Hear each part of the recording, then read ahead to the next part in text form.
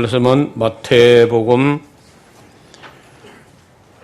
3장 1절에서 11절까지 봉독, 12절까지 봉독합니다. 마태복음 3장입니다.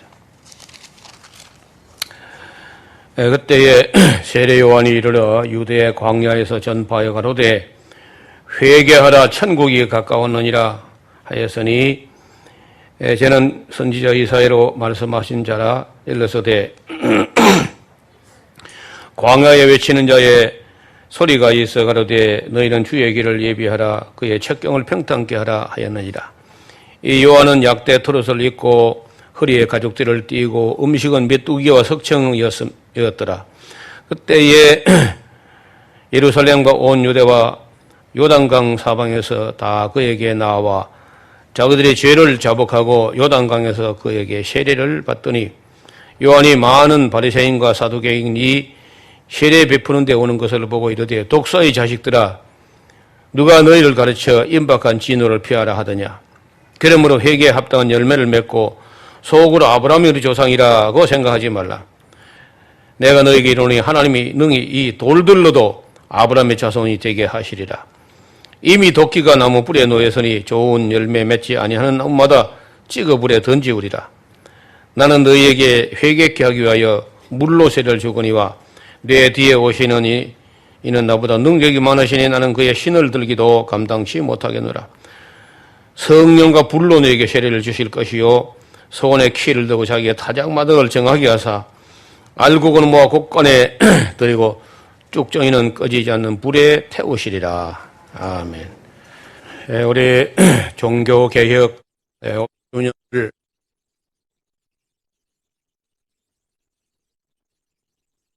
기독교 역사 안에서 개혁과 회복의 운동의 역사를 재조명을 해보고 있습니다. 그 중에 이제 오늘은 가장 힘있게 개혁될 수 있었던 기회, 즉 세례 요한과 예수님과 사도 시대의 그 개혁 운동을 살펴보려고 합니다. 세례 요한은 그 레위 지파 출신인데 예수님의 선구자로, 메시아의 선구자로 자처하고 나타났던 인물입니다. 놀랍게도 레위 지파가 비록 제 역할을 다 못했지만은 그래도 개인적으로 보면은 레위 지파에서 인물이 드러나왔습니다. 그 대표적인 사람은 모세가 되겠죠. 모세와 아론이 레위 지파 사람으로 아주 훌륭한 일을 감당했죠. 그때 이제 정말 큰 변화가 일어나는데 하나님의 뜻을 책에 기록하기 시작하는 그런 개혁이죠. 하나님의 뜻이 이전에 노아나 아브라함이나 이삭이나 야곱이나 요셉에게는 그저 꿈이나 이상 정도 이렇게 단편적으로 보여지는 수준에서 그쳤지만은 모세 때는 이것이 하나님의 뜻이 이 책으로 기록되기 시작했다고 봅니다. 그래서 그 모세의 개혁은 대단한 그 개혁이고 또 새 출발이었는데 문제는 그 모세의 아들도 그리 탁월하지 못했고 또 모세가 사람 하나 길렀는데 그 사람이 여호수아거든요. 여호수아가 제대로 뭘 했으면 되는데 그 가나안 땅을 정복하고 그 땅을 나눠주는 수준에서 그치게 됩니다. 그리고 성경 강좌를 매 7년마다 전 국민을 한 자리에 불러 모으고 성경을 가르쳐라 이렇게 했는데 이걸 안 했단 말이에요. 여호수아가. 그다음 두 번째 레위 사람이 하나 나타나는데 그 사무엘이죠. 사무엘이라는 사람은 엘가나라고 하는 그런 레위인 제사장의 아들이니까요. 제사장 아들이고 또 제사장이죠. 그 사무엘 때 이선 또 나실인이고, 그러니까 사무엘이 레위 집하고 아론의 자손이고, 나실인이고 제사장이고 사사고, 이러니까 그때 참 개혁될 수 있는 좋은 기회인데, 근데 한 사람 힘 가고는 안 돼요. 아무리 사무엘이나 해도 한 사람의 힘으로는 그게 뭐 한계가 있는 거예요. 인생이 또 짧기도 하고. 역시 그 레위 지파였습니다. 그 다음에 또 한 분의 레위 지파 사람이 있다면은 예레미야가 레위 지파 사람이고 그 제사장 hil기야의 아들이니까 자기도 제사장으로 갈 수 있었는데 예언자로 부르심을 받은 거죠. 비슷한 시기인데 에스겔 또한 그 레위 지파 사람입니다. 제사장이죠. 에스겔. 그래서 에스겔서를 보면은 굉장히 하나님의 마음 깊은 곳에 하나님의 상처를, 하나님의 아픔을 읽어내는 정도의 계시를 받았습니다. 에스겔 이후에 또 한 분의 세례요한이 있다면은 지난번에 우리가 본 에스라가 또 아론의 16대 손이니까 역시 레위 지파 사람이에요. 그 에스라 이후에 이제 그 하박국이라는 사람이 있는데, 에스라 이후가 아니고 그 예레미야 당시죠. 하박국도 레위 지파입니다. 그 성가대장이거든요. 그리고 이제 에스라가 레위 지파 사람이고, 오늘 우리가 이제 만나본 이 세례 요한 역시 레위 지파 사람이에요. 그리고 보면은 손 꼽을 만한 사람이 7명이나, 여러분, 그 세례 요한까지는 구약으로 들어가요. 구약과 신약에 걸쳐 있지만은 그 세례 요한까지 예언자의 끝이다 이렇게 하는 거 보면은 구약 인물로 이렇게 봐야 되는데, 성령 강림 이전의 인물로서 이제 세례 요한까지 7명 정도의 아주 큰 인물들이 등장한 겁니다.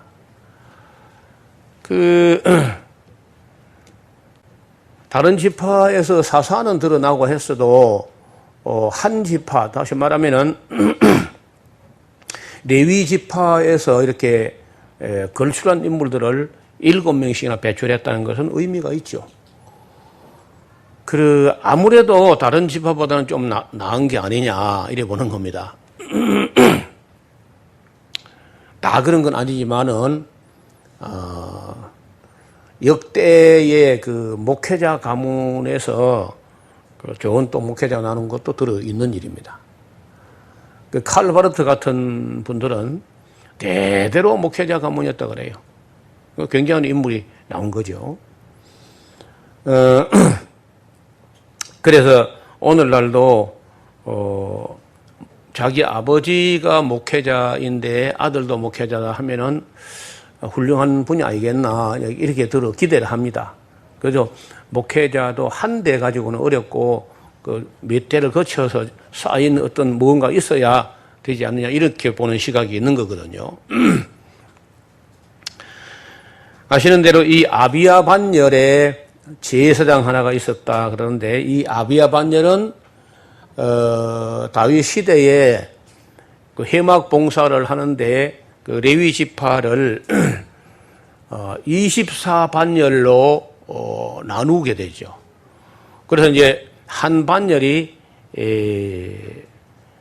1년에 2번 봉사하는데 2주간 정도를 그러면 24반열이면 이제 거의 뭐 1년이 다 가죠. 그러니까 한 2주간 넘어 한 15일 정도를 이렇게 회막 봉사를 하는 걸로 됩니다. 그 아비야 반열은 8번째 반열인데, 그러면은 첫 번째 반열이 1월 상번, 1월 1일부터 1월 15일까지. 그리고 이제 두 번째 반열이 1월 15일부터 1월 말까지 이렇게 하면은 아비야 반열 8번째 반열이기 때문에 4월 하번이 되는 거죠. 4월 하번. 그때쯤에 해막 봉사를 했다고 이렇게 봅니다. 그리고 이 세례요한의 어머니 되는 엘리사벳은 예수님 어머니 마리아하고도 그 가까운 친척이지 먼 친척인지 모르지만은 어떻든 그 혈연 관계에 있는 것 같이 표현되어 있어요. 그래서 이 세례요한이 태어날 때 그 이름을 사가랴라는 제사장 그 세례요한의 아버지가 이름을 자기가 자기가 마음대로 지은 게 아니고 벙어리로 되어서 말을 못할 때 서판을 달라 해가지고 아이 이름은 뭐라고 할까요 하면은 대개 그 이제 할아버지 뭐 정주 할아버지 내지는 그 가문에 있는 이름을 갖다 댑니다.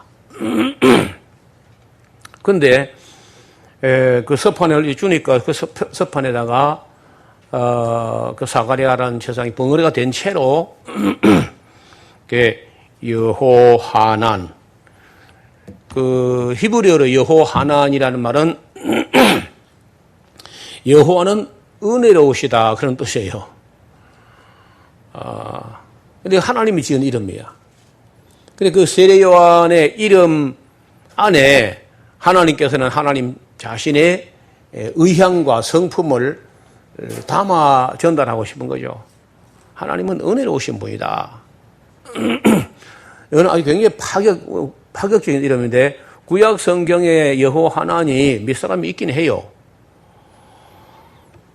근데 그 다 사람들이 자기 나름대로 알아서 지은 것이고 그 많은 이름들 중에 하나님께서 어떤 사람의 이름을 이게 지정을 해준 그런 경우는 많지 않거든요.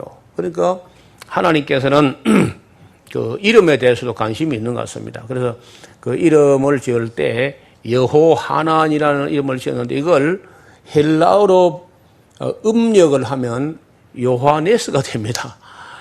여호하난이 어떻게 요하네스가 됐는지 참 그 헬라어로도 발음을 히브리어를 음력할 때 어려운가 봐요. 우리는 뭐 여호하나도 되고 요한도 되고 요하네스도 되고 뭐든지 할 수 있잖아요. 한국 사람들은.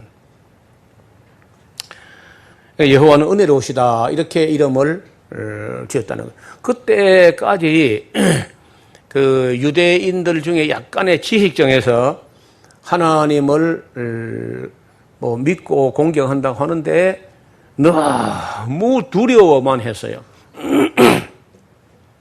구약시대 다시 말하면 구약시대 중에서도 바벨론 포로 갔다 와서 그 바벨론 포로 갔다 오기 전에는 하나님에 대해서 거의 인식 자체를 못했습니다. 바벨론 포로 가가지고 하나님을 조금 배우고 알게 됐는데 그 인식한 결과는 하나님은 너무 두려운 분이다. 너무 두려워서 그 이름을 갖다가 부르는 것도 입에 담을 수 없는 얘기다. 이렇게 막 겁을 내고 벌벌벌 떨고 이런 식으로 신앙생활을 하는데 놀랍게도 세례요한 구약의 마지막 예언자로 세례요한 이름을 지을 때 하나님은 두려워해야 될 뿐이긴 하지만은 그래도 여호와는 은혜로우신 분이다. 하나님이 그렇게 인식되고 싶었는가 봐요. 반면에 오늘 우리 신약 시대에 와서 그 악한 일에도 징벌이 속히 시행되지 아니하고 구약 성경에 있는 하나님의 두려운 면들을 전혀 교회가 소개 안 하니까 오늘 기독교인들은 전혀 버르장머리 없고 겁대가리 없고 하나님을 두려워하는 의식 자체가 아예 없어버렸어요. 이거 참 큰 문제야. 그래서 지금은 이 시대는 하나님은 은혜로우신 분이기만 한 게 아니라 때로는 두려운 분이기도 하다 하는 사실도 인식을 같이 해야 되는데 참 인간이라는 게 그렇습니다. 은혜롭다 그러면 그냥 막 하나님께 기어오르려 그러고 두렵다 그러면 막 가까이 가기도 싫어하고 막 이렇게 하는 거야. 그래서 그 세례요한이 와서 외칠 때 보니까 그 이름하고 잘 안 맞는 것 같아. 매칭이 안 돼. 은혜로우신 분이다 하려면 좀 부드러운 얘기 해야 되는데 그냥 독서 이 새끼들아, 누가 너희 보고 임박한 진로를 피하라더냐 하면서 굉장히 무시무시하게 말하고 회개하라고 하고 뭐. 사실은 회개하라는 것 자체도 은혜로운 말이에요. 이게 회개하라는 말은요, 회개하면 용서하겠다는 뜻이거든요. 그런데 회개하라고 할 때 유대인들은 굉장히 두려워 떨면서 와서 세례를 받고 했습니다. 그게 이제 세례관이 오기까지 그 과정을 좀 돌아보면, 여러분 지난 주일에 우리가 에스라 느헤미야를 봤는데 한 주간 만에 400년 지나갔어요. 많이 지나갔죠. 그러니까 400년 후에 그 400년 동안에 어떤 일이 있었느냐를 말하려면요, 그 책을 한 권 써야 돼요. 신구역 중간사. 말라기에 보면은 그 하나님이 이제 그 이스라엘 백성하고 마지막 대화를 하면서 떠나버리잖아요. 하나님이 떠나버리고, 이스라엘 백성은 고아와 같이 버림받았는데, 그러자 북쪽에 아수르하고 남쪽에 애굽하고 사이, 그 두 나라 큰 당시 최강대국입니다. 제일 강대국이 애굽이고, 그 다음에 이제 아수르가 이제 떠오르는 그런 나라들인데, 애굽은 거의 안정적으로 역사가 이어져 왔고, 그 북쪽에서는 뭐 굉장히 바뀌죠. 아수르 패권주의가 있다가 또 신바빌로니아가 일어났다가 페르시아가 일어났다 이렇게 하는데, 지금 페르시아까지도 망하고 헬라 제국까지도 이제 망해갈 때 나라가 알렉산더 왕이 죽고 나서 4분할됩니다. 남쪽에는 톨레미 왕조가 애굽에 들어서게 되고, 북쪽에는 셀류커스 왕조가 들어서게 되고, 또 헬라 본토에는 리시마커스라는 사람하고 카산더 이런 사람들이 저 터키 서쪽하고 그 그리스 땅을 막 다스리면서, 제일 강력한 나라가 셀류커스 왕조라고 하는 아시리아 왕조고요. 이 셀류커스 왕조하고 애굽의 톨레미 왕조하고 충돌하는데, 꼭 그 충돌한 장소가 이스라엘 땅에서 충돌해. 북쪽에 아시리아하고 남쪽에 애굽하고 그 남용 북호가 용호 상박을 하는데, 그 틈새에 그 교량처럼 연결된 도로가 바로 이스라엘 땅이란 말이에요. 그러니까 이스라엘 땅을 밟고 가면서 전쟁을 하는 겁니다. 하나님을 섬기는 게 이런 식으로 표현했다가 하나님 떠나버리고 나니까 끔찍한 일이 벌어진 겁니다. 작은 이스라엘을 밟고 다니면서 초강대국 두 나라가 이스라엘 땅을 밟고 지나다니면서 전쟁을 150년간 하니까, 애국 군대가 북쪽으로 밀고 올라가면서 이스라엘 땅을 짓밟고, 또 후퇴해 가면서 또 짓밟고, 셀류커스 왕조가 또 애국을 침공으로 내려가면서 또 짓밟고, 후퇴해 올라가면서 또 짓밟고, 이렇게 하기를 150년간 하는 거예요. 그럴 때 하나님의 아무 구원자도 보내지 않고, 하나님 섬기는 귀처럼 너끼리 잘해봐라 하고 그냥 내버려 뒀단 말이야. 여러분, 하나님께서 가장 미워하는 사람은요, 책망하는 게 아니고 내버려 두는 겁니다. 사랑하는 자는 책망하지만은 정말을 미워할 때는 내버려 두고 둔다. 그래서 그 내버려 뒀을 때 얼마나 그들이 눈이 시리도록 하나님을 기다렸는지. 말라기 예언자가 예언한 때가 되면 내가 내 종 엘리야를 보낸다 하고 했는데, 너무너무 힘들게 사는데, 그것도 10년, 20년도 아니고 100년, 200년도 아니고 400년간이나 이렇게 고통에 내버려진 바 되니까, 그들이 하나님 앞에 엎드려 기도하면요, 언제 엘리야가 오시는지, 언제 메시아가 오는지, 언제 다윗의 자손이 오시는지, 이제는 좀 하나님을 좀 섬기고 싶어 하는데도 뭘 알아야 뭘 할 거 아니야. 그리고 아는 것만 가지고 뭐 합니까? 누군가가 와서 이 어려움에서 자기 민족을 구원해 주셔야 되는데, 그 메시아 구세주는 언제 오시며, 그 하나님 종 엘리야는 언제 오시느냐 하고 정말 사모하면서 기다렸는데, 나라가 완전히 이제 거들나지 않습니까? 그래서 그 남용 북호 용호 상박이 끝날 즈음에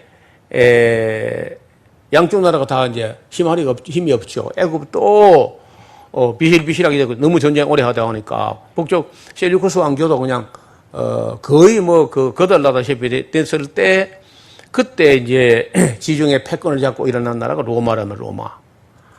그 로마의 스키피오라는 사람이 그 한니발 군대를 꺾어버리고 지중해 패권을 잡고 나오니까 아신 대로 그 폼페이우스라는 사람이 애굽을 점령하게 되고 그리고 이제 로마가 이제 야금야금 동쪽으로 먹어와가지고 결국은 이제 유대 나라도 로마가 다스리게 되고 왕권은 헤롯에게 넘어가고 실권은 로마가 가지고 있고 종교는 바리새파, 사두개파, 에세네파 막 이렇게 또 뭐 헤롯 땅은 이런 것들이 막 사분오열되고 문화는 헬라 문화가 확 막 들어오니까 완전히 뭐 이름도 다 헬라식으로 바꾸고 그리스식으로 복장도 뭐 그리스식의 복장을 입고 또 남자가 홀라당 다 벗고 레슨을 막 이런 일이 벌어지면서 경건파 이른바 소위 말하는 하시딤이라고 하는 정말 경건하게 뭐 그런 경건한 자를 가다듬어서 하나님이 보내실 메시아라든지 그 엘리야가 언제 오는지 기다리는 그런 소수의 사람들이 늘 울며 불며 기도하면서 언제까지 기다려야 됩니까? 언제까지 기다립니까? 이렇게 할 때 그야말로 상한 갈 때요 가물가물 꺼져가는 등불 같은 그런 이스라엘의 어느 날 광야에서 정말 무시무시하게 부르짖는 마치 뭐 사자후를 토하는 그런 세례요한이 나타난 거예요. 그래서 어쩌면 또 이럴 때가 한번 개혁될 수 있는 기회가 되는 거죠. 기다렸으니까. 기득권층이라든지 뭐 이러나 저러나 잘 사는 사람들은 뭐든지 변화를 싫어하죠.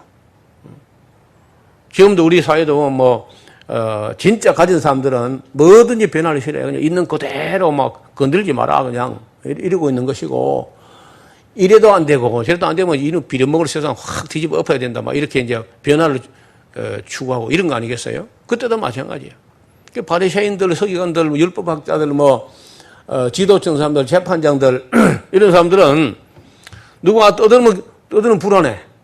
누가 설치거나 떠들면 불안하고 불순분자를 보는 거예요. 그 세례요한을 이제 보니까 먹는 음식이 메뚜기하고 그 석청이요. 우리가 보면 고급이죠. 석청은 비싸요. 돌과 돌 사이에 꿀벌이 집을 지가지고 아주 고급 탄수화물이죠. 메뚜기 단백질이 얼마나 많은데 그것도. 그때로서는 이제 그 뭐 약대 털옷을 입었다는데 옷도 뭐 그렇게 비단 옷을 입은 게 아니고 약대 털옷. 약대 털옷이 뭐 어떤 사람들 그 좋은 옷인 줄 아는 모양인데 여러분 이 털옷이라는 게 요즘은 가공 기술이 많이 늘어서 그 털 가죽 뭐 이런 모피 코트 이런 게 막 비싸지만은 옛날에는 그 가공 기술이 없을 때는요 가죽이라는 게 조금만 습기 차면 냄새가 납니다.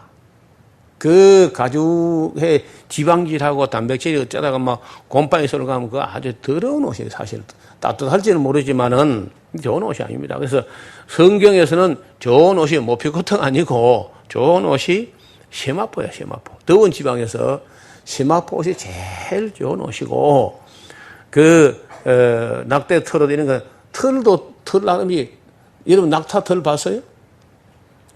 안 봤으니까 모피 코트가 보다 이상하는데 아니고 제가 그 몽골에 가서 낙타털로 된 그 신발하고 뭐 이렇게 아주 실도 거칠고요. 그 재미 하나도 없는 실이야.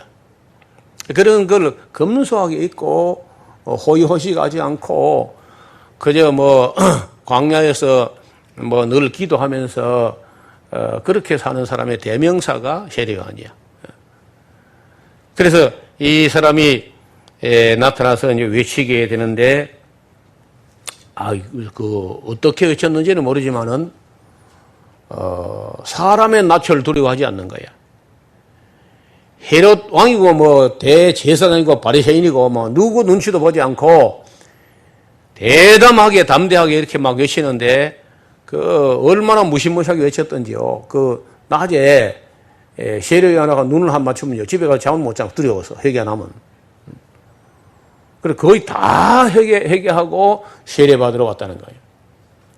이런 역사는 이스라엘 전 역사에 딱 한 번만 있는 일입니다. 전 국민이 거의 다, 뭐, 바리새인들, 서기관들, 뭐, 율법학자 이런 건 교만해서 안 오고, 그 외에 전 국민이, 회개하고 세례를 받았다는 건데, 이때야말로 정말 개혁되고 회복될 수 있는 그런 기회가 된 거죠. 그래서 예수님께서 나중에 평가할 때 보면은 여자가 낳은 자 중에 세례 요한만큼 큰 자가 일어남이 없다 할 정도로 세례 요한은 위대한 일을 한 거예요. 또 때가 여러분요, 사람이 음식이 맛이 있으려면은 살 굶어야 돼요. 한 살 굶어 봐요. 뭐 그리고 일을 막 노동을 열심히 해보면 밥이 맛이 나요. 우리 군대 생활할 때 정말 우리는 지금 생각해 참 끔찍해요. 처음에 훈련소 들어갔는데 밥그릇이 플라스틱으로 된 이렇게 네 칸 잡이가 되어 있는데 반찬 칸 2개 그리고 밥 담대 국 담대 그게 뭐냐면 지금 왜 우리 붉은 꽃무 하나 있죠. 그 재질에 그걸로 가서 만들었어. 그리고 국 냄새, 밥 냄새에 꼬마다라의 냄새가 팍 터지는데 첫날 훈련소가 첫날 뜨거운 국을 푹 밥하고 주는데요. 나는 그래도 몇 숟갈을 먹었는데 좀 허옇게 살찌고 뭐 그런 애들 있거든요. 그때도. 그런 애들 숟가락 가지고 그 밥을 쿡쿡 쑤시다가 안 먹고 그냥 내놓는 거예요. 저 사람도 참 앞으로 군대 생활 힘들게 생겼다. 그런데 이튿날도 찡그려가지고 막 내다보겠어요. 그래서 보고 인사를 썼는데 밥보다 그 그릇이 더 기분 나빠. 근데 밥도 꼭 새로 굴량미 들어온 거는 재놓고 맨날 그거 썩어서 아주 문내나고, 산패될 때까지 재놨다가 새 거는 재놓고 항상 오래된 거 꺼내 먹으니까 종신토록 산패된 쌀을 먹어야 돼. 눌린 보리쌀하고 길 따라한 쌀하고 막 이렇게 섞어가지고 그렇게 뭐 곰팡이 냄새 나는 거 밥을 했으니까 그걸 뭐 씻기나 했겠는데 대충 해가지고 그냥 막 그 밥하고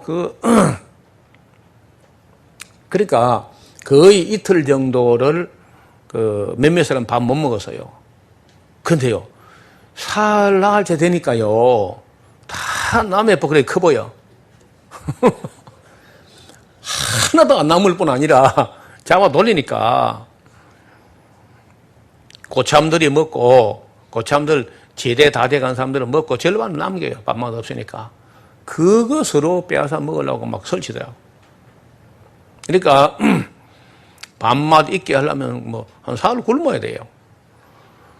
이스라엘 백성들이 400년간 하나님 음성을 못 들었기 때문에 세례요한이 나타나서 막 회개하라 하니까 회개하란 말인데 그게 달게 들린 거야. 여러분, 회개하라 하는 말은 다른 말로 하면 회개하면 용서하시겠다는 은혜로운 말씀이거든요. 그게 거칠게 들릴지 모르지만은 회개하란 말은 회개할 기회가 있다는 뜻이고 또 회개하면 용서하시겠다는 뜻이기 때문에 이걸 여호와는 은혜로우신 분이다. 그 말이 이제 맞는 거예요. 근데 일견 보면은 굉장히 거칠게 말합니다. 그래서 세례요한 때 뭐 예루살렘의 그 고관 대작들 얼마를 제외하고는 전 국민이 다 회개하고 마음을 새롭게 하고 세례를 받고 그 세례가 그 이전에 없었어요. 동양에서 인도 쪽에서는 오래전부터 그 겐지스 강에 목욕하고 하는 그런 게 있었는데 그 이스라엘 땅에서는 회개한다고 해서 뭐 세례를 배우고 이런 일이 없었거든요. 그래서 아마 그 정신의 뿌리는 결례, 정결케 하는 그 예식 절차, 결례하고 할례와 같은 정신이 다 융합되어서 세례로 발전된 게 아니냐 이렇게 보고 물에 들어가서 사람을 세례하는 것은 세례 요한 때부터 시작됐다. 그 이제는 그런 흔적을 찾지 못해요. 근데 나중에 이제 그 사도 시대의 세례의 의미를 놓고 말할 때 그 세례는 옛사람이 죽은 것이다. 그리고 이제 물로 씻어서 그렇다고 뭐 악하고 더러운 걸 지하에 버리는 것이 아니라 선한 양심이 하나님을 찾아가는 게 세례다. 이렇게 하고 그 옛날 이스라엘 백성이 애굽에 있다가 홍해 바다로 건너온 것이 물 밑으로 온 거랑 마찬가지니까 그거 하나의 세례의 예표적인 사건이다. 뭐 이런 정도 해석이 있는 정도인데 어떻든 예수님이 오시기 전에 전 국민을 다 회개하게 해서 마음을 새롭게 하도록. 여러분 이 마음을 새롭게 하는 게 중요하거든요. 마음을 새롭게 함으로 변화를 받아서 하나님의 뜻이 무엇인지 분별하게 해야 이게 진정한 개혁이에요. 그런데 아쉬운 점이 이 세례 요한의 이 사역 중에 아쉬운 점이 있다는 겁니다. 단지 거기까지야. 회개하고 세례 준 거 외에는 그 뒤에 뭘 한 게 없어요, 사실은. 너무 짧기도 하지만은 세례 요한도 약 한 3년, 2년 반 뭐 그 정도 사역을 했던 것 같은데 별로 한 게 없는 게 다만 세례만 한 것이지 그 외에 뭐 한 게 없잖아요. 그래서 그것만 가지고는 안 되고 거기다가 반드시 이 진리를 심어야 되는데 그 진리를 심는 거는 세례 요한은 못했습니다. 그래서 세례 요한은 자기 생각에 자기는 그저 회개 세례를 주는 데까지가 내 사명이다 하고 인식을 한 것 같아요. 그리고 이제 진리를 심고 가르치고 하는 거는 예수님이 할 거다.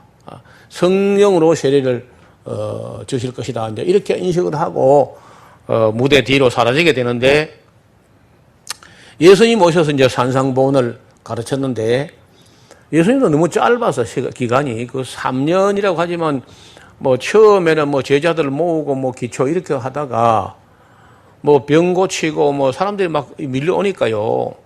병을 안 고치면 사람이 밀려오지 않아요. 병 고친다고 해야 사람들이 막 몰려오는 거죠. 그 몰려오니까 또 병 고치느라고 문제 뭐 교육을 할 시간이 없어요, 사실. 그래서 예수님도 따지고 보면은요, 별로 교육을 못 했습니다. 아무리 봐도 산상보훈에 있는 그런 정도가 뭐 비유, 마태복음 13장에 그런 정도고 종말론 강의 끄트머리 조금 있고 그 정도거든요. 남은 게. 그래서 예수님이 그저 십자가에 못 박히시고 났는데 그 다음에 이제 예수님도 지금은 내가 너에게 말해봐야 너희가 감당이 안 돼. 진리의 성령이 오시면 너희를 모든 진리 가운데로 인도하시리라. 예수님은 또 사도들 시대에 성령 받은 사도들이 잘 감당하리라고 생각하신 것 같습니다. 그런데 이제 우리가 그 오후 시간에 좀 보겠는데 예수님이 가르친 내용이 너무 간단해요.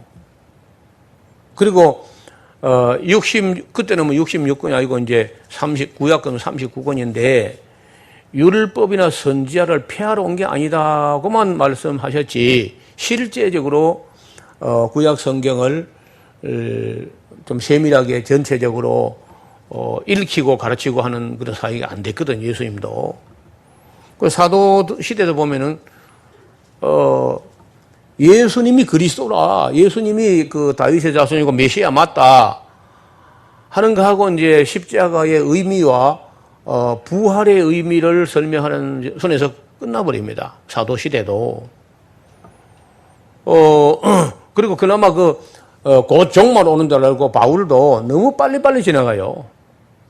한 곳에서 좀 이게 차분하게 진중하게 심도 있게 가르치지 못하고 그냥 가르치고 또 지나가고 이렇게 하다 보니까 뭐 깊이 있게 잘 못 심어요. 여러분 지금 우리가 가보면은 사도 바울이 개척한 교회 다 없어졌어.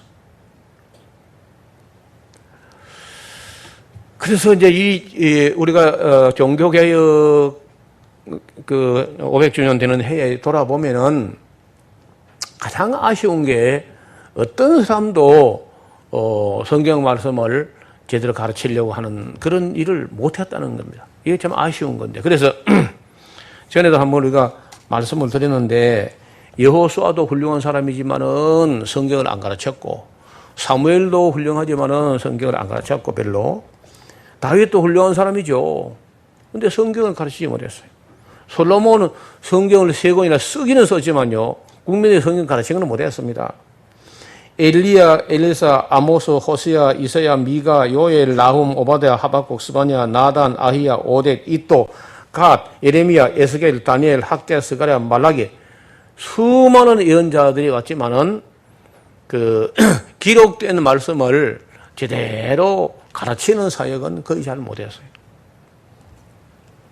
그 사도들도 별로 잘 하지 못했고 그저 설교 교리에 입각해서 뭐 중요한 설교를 하면서 설교 그 단편으로 듣는 설교 듣는 그런 식으로 지나오고 루터 이야기를 이 다음에 할 텐데 루터에 와서 오직 성경이라 했지만은 아시는 대로 오늘 교회를 보세요. 루터 이후에 500년 성도들이 성경 아는 게 아니고 요절 몇 절을 아는 것에 그친다는 거예요.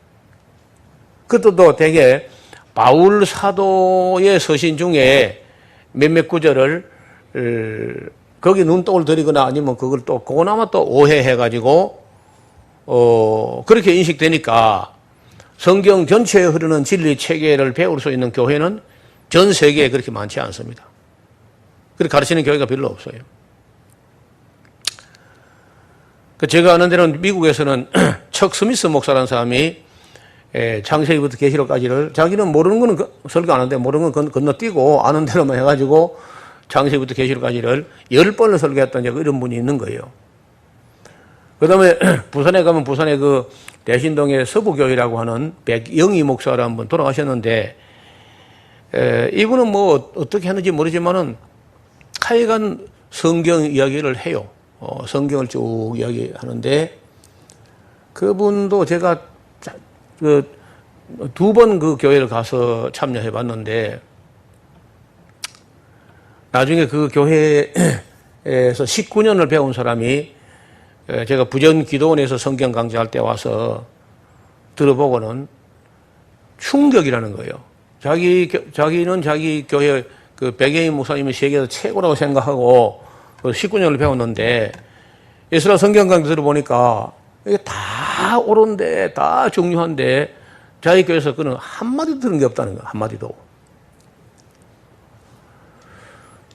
자, 그러면 여태까지 인류 역사상 우리 이 하나님 말씀이 어느 시대에 누구로부터도 제대로 전달되지 않은 거 아니냐.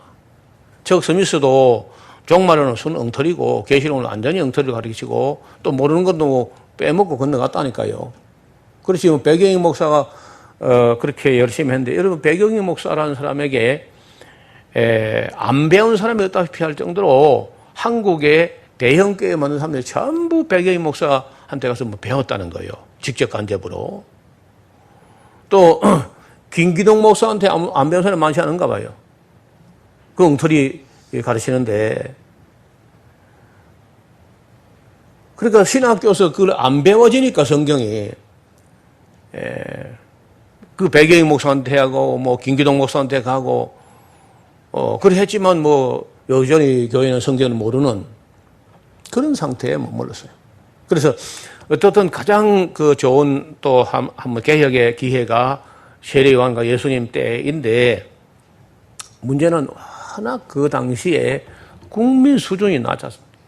그러니까 예언자들의 수준은 성경의 수준은 대단한데 예수님 당시도 국민 수준은 많이 낮았다고 봅니다.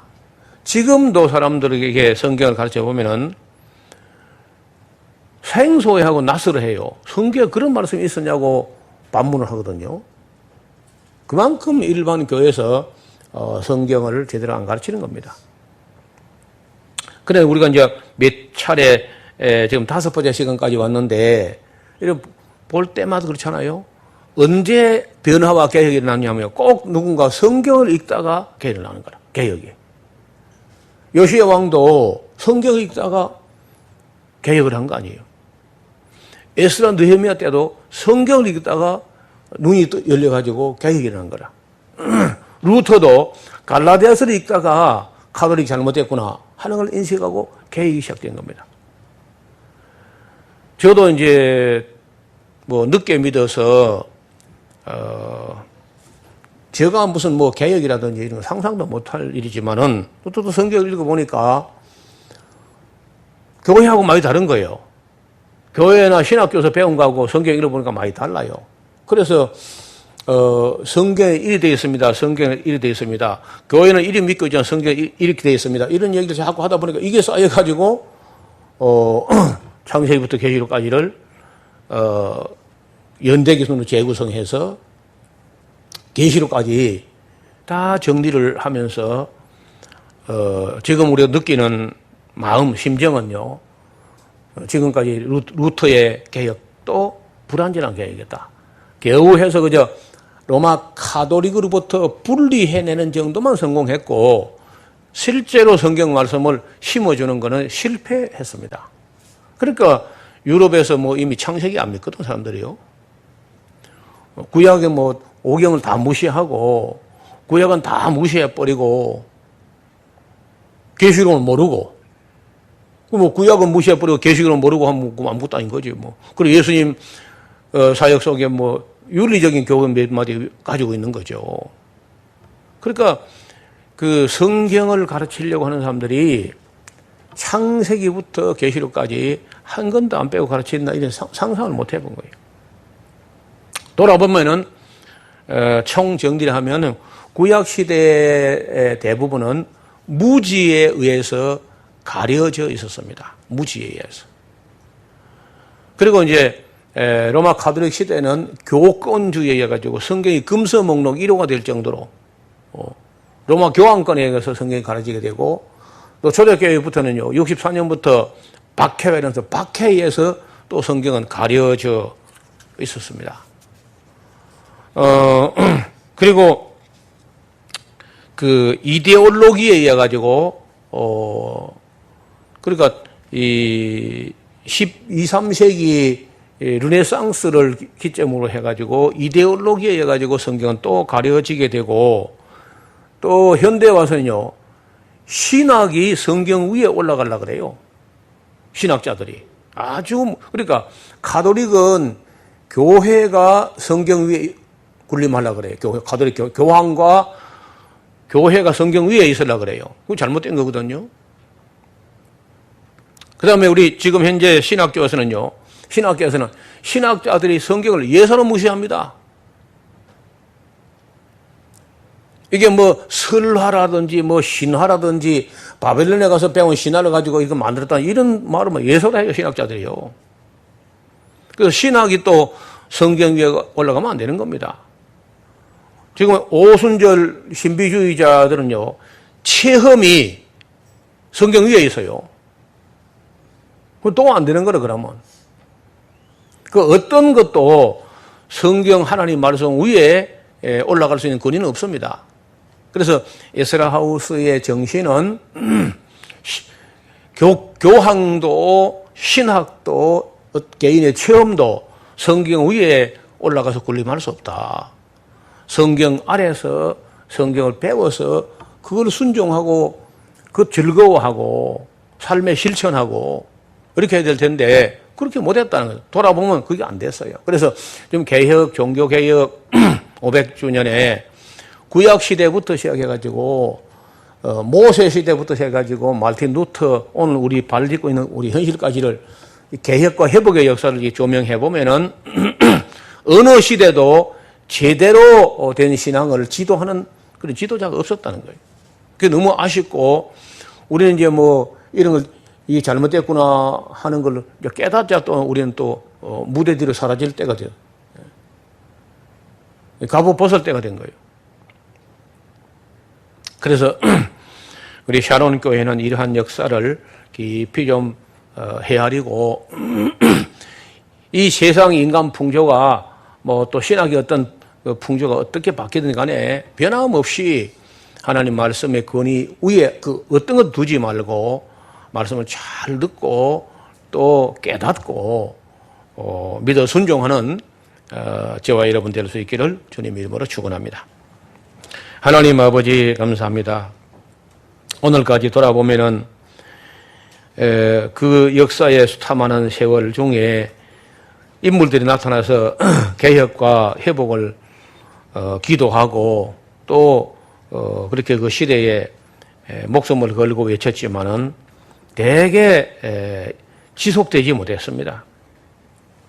세례요한 때 그리고 예수님과 사도시대에 와서도 국민들에게 성경을 가르치려 해봤자 너무 국민들이 무지에 가려 있었고, 그나마 또 좀 하려고 할 때 박해가 일어나서 교회는 지하에 숨어서 숨을 죽이고 있었습니다.